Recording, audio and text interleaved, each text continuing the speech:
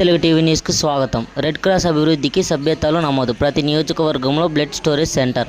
జిల్లా కలెక్టర్ మరియు red cross society president శ్రీమతి రాజకుమారి Guinea.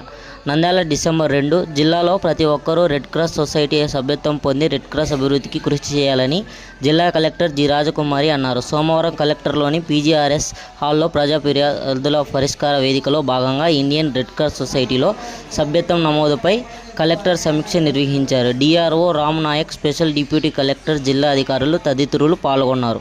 ఈ సందర్భంగా జిల్లా కలెక్టర్ జి రాజకుమారి మాట్లాడుతూ రెడ్ క్రాస్ సొసైటీలో సభ్యత్వం నమోదు తమ శాఖల ద్వారా ముక్కుమడిగా కృషి చేయాలన్నారు. 2025 జనవరి నాటికి ప్రతి నియోజకవర్గం 1000కి పైగా సభ్యత్వాలు నమోదు